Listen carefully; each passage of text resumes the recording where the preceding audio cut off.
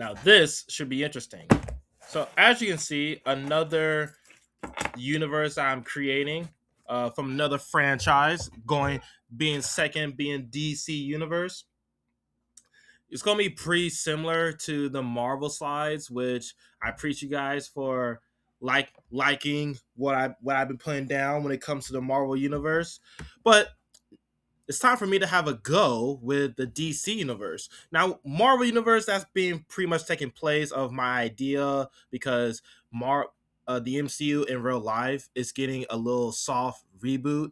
So me making my Marvel universe was basically just me just spitballing ideas. Again, disclaimer, just because I have this wallpaper up doesn't mean I'm using every single character that's in this wallpaper in my universe.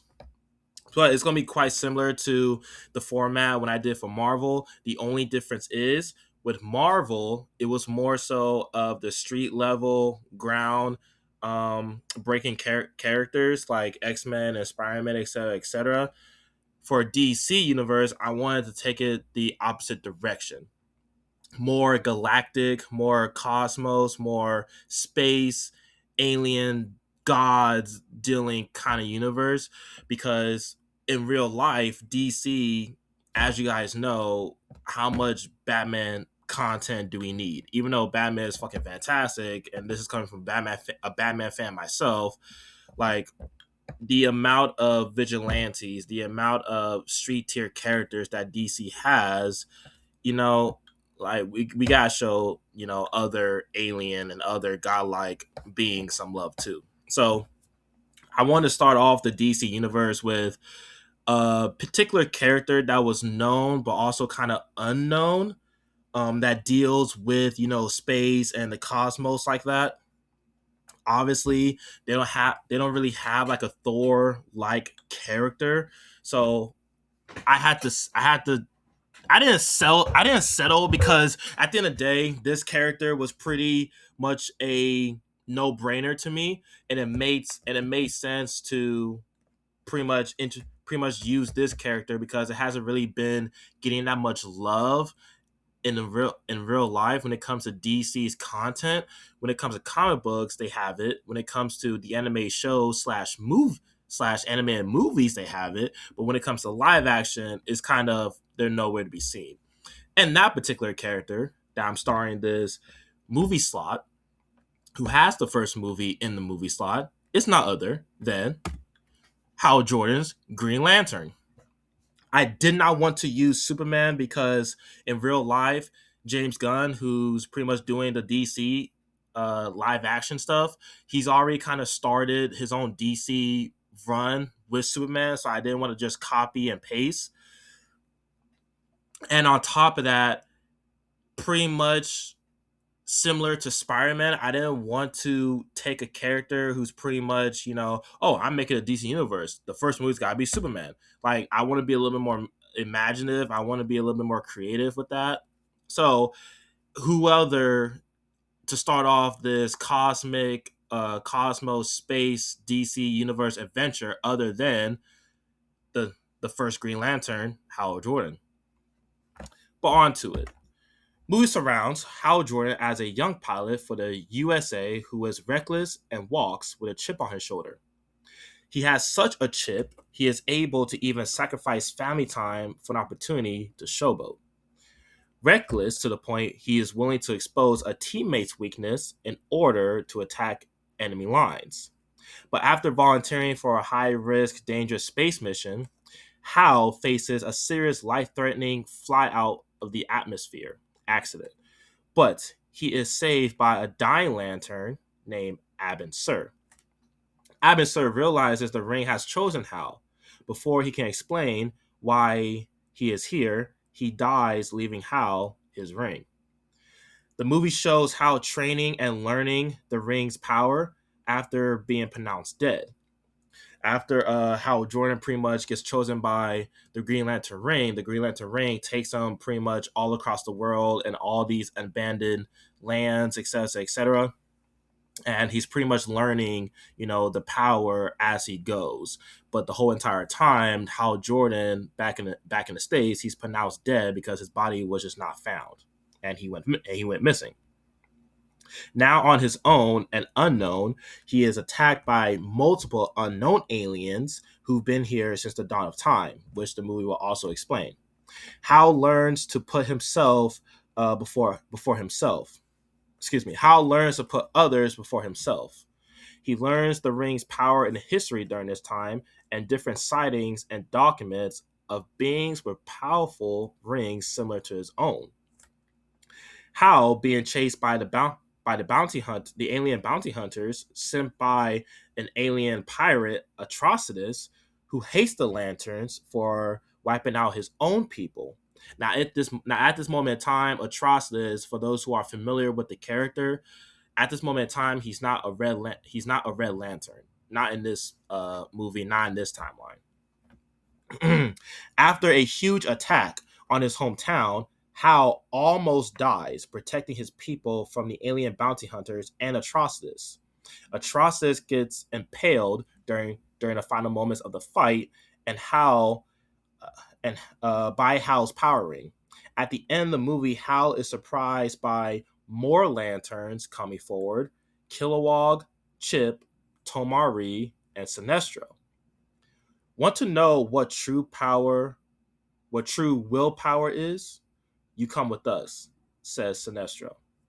Not that you have a choice. The Guardians have called for you, so you must come with us to Oa, says Tomari. By force, if we need to. The end credit scene of this movie. Atrocitus' dead body glows with red aura, and a demonic voice says, "You have been chosen." And that's pretty much the first film of Green Lantern. I wanted this to be the introduction to aliens being on Earth, even though they've been there for a while.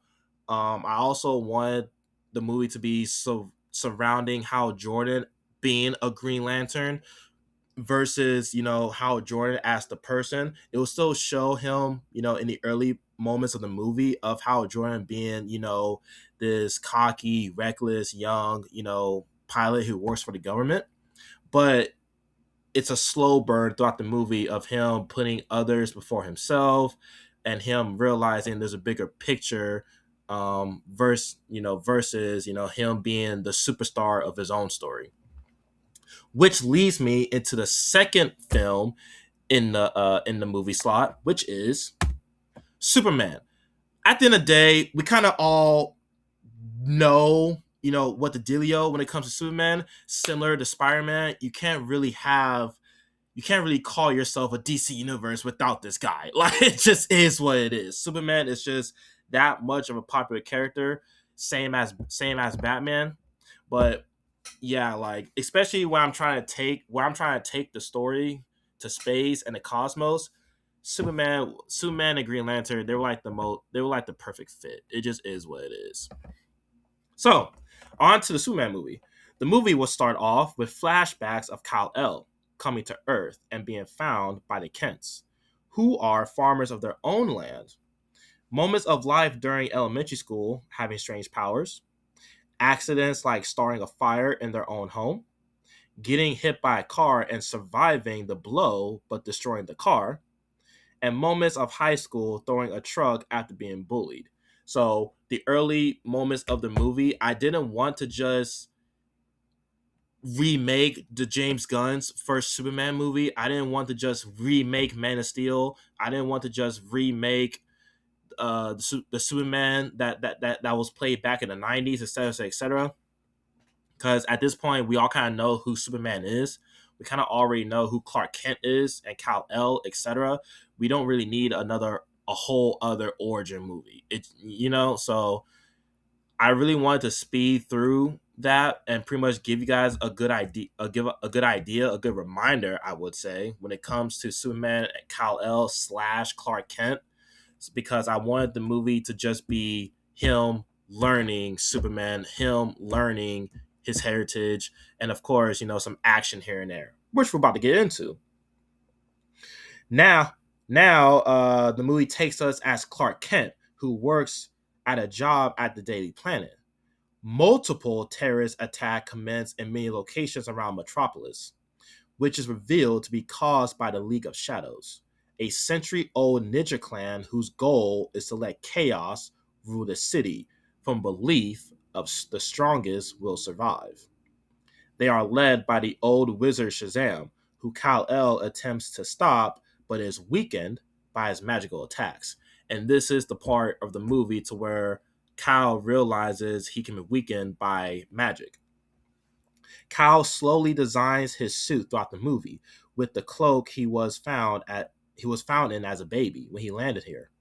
Kal goes back to his ship, which tells him about his heritage and why he was sent here, which is to be a figure of hope, which is why his S symbol on his cloak means hope on his world.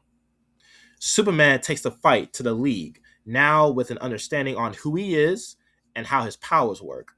Superman takes down the ninjas and defeats Shazam by withstanding his magic.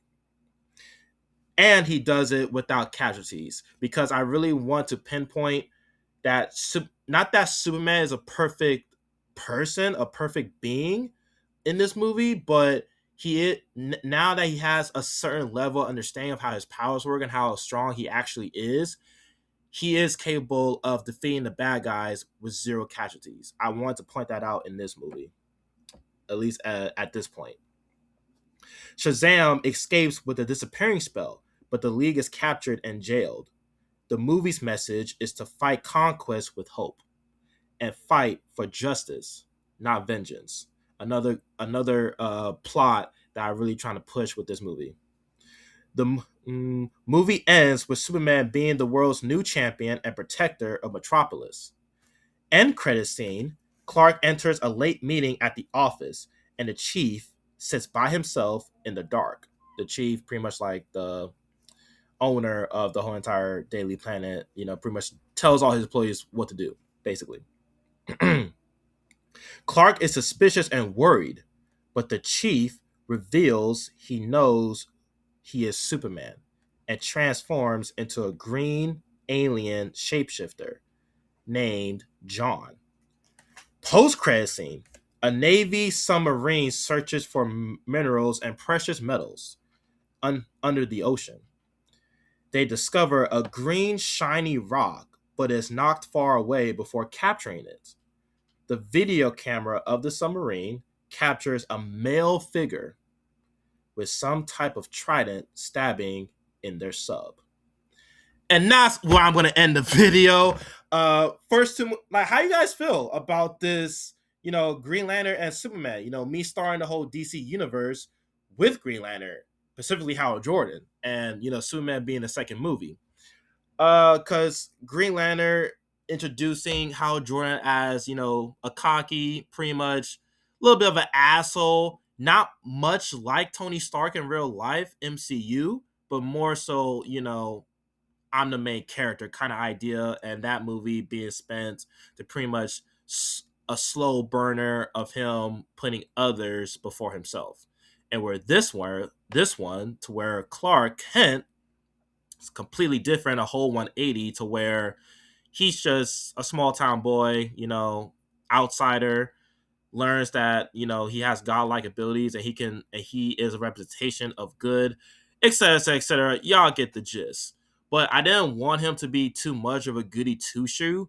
I want him to still be like the American man's man, that has little to no flaws, but not too far as a perfect person, if that makes sense. But that's all I have for you guys today. Let's see how you guys take the DC universe, and we'll keep this shit going. Y'all take it easy.